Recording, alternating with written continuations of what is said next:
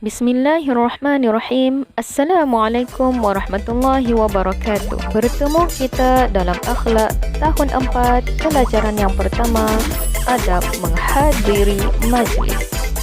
Majlis ialah suatu aktiviti yang diadakan yang melibatkan sekumpulan orang ramai untuk melaksanakannya. Majlis terbahagi kepada dua. Yang pertama, majlis rasmi iaitu majlis formal, dan yang kedua majlis tidak rasmi iaitu majlis tidak formal.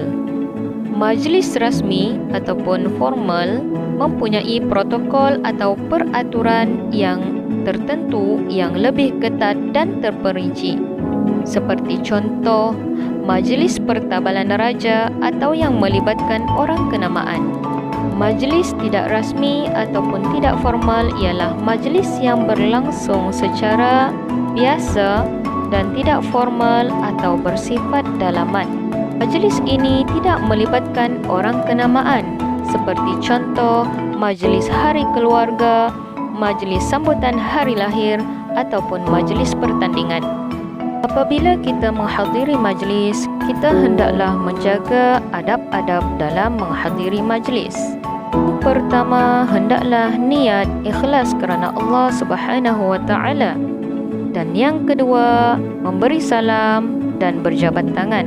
Seterusnya, yang ketiga, hendaklah duduk dengan sopan. Yang keempat, bersilaturahim sebelum majlis bermula. Seterusnya, yang kelima, hendaklah memilih pakaian yang menutup aurat bersesuaian dengan majlis.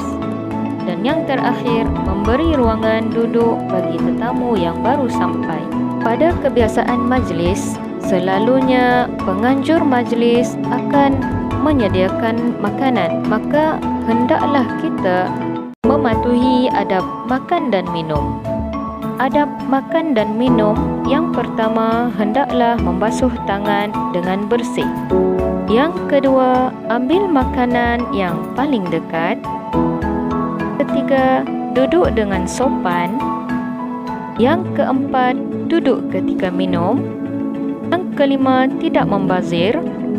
Dan yang terakhir, membaca doa. Seterusnya, kita beralih kepada perkara yang dilarang dalam majlis. Yang pertama, mengumpat. Yang kedua, mencelah percakapan orang lain.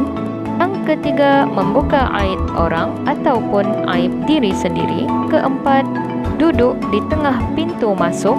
Yang kelima, berbisik-bisik sesama tetamu. Seterusnya, mengapa kita perlu menjaga adab dalam majlis? Kita perlu menjaga adab dalam majlis kerana agar kita mendapat keredaan Allah Subhanahu wa taala. Seterusnya, dapat menjaga maruah diri, keluarga, bangsa dan agama. Jika kita tidak menjaga adab dan menghormati majlis, akan mendatangkan kesan kepada diri kita, iaitu tidak disukai Allah dan mengganggu orang lain. Seterusnya, merendahkan maruah diri dan tidak disenangi orang lain. Seterusnya, adab selepas majlis. Selepas majlis, hendaklah kita membaca doa. Bismillahirrahmanirrahim. Subhanakallahumma wa bihamdika ashhadu an la ilaha illa anta astaghfiruka wa atubu ilaik. Maksudnya, dengan nama Allah yang Maha Pengasih lagi Maha Penyayang, Maha Suci Engkau, ya Allah. Aku memuji kepadamu. Aku bersaksi bahawa tiada Tuhan selain Engkau. Aku meminta keampunan dan bertaubat kepadamu. Sekian sahaja perkongsian kita pada hari ini. Sehingga bertemu lagi. Syukran jazilan. Ma'assalamah.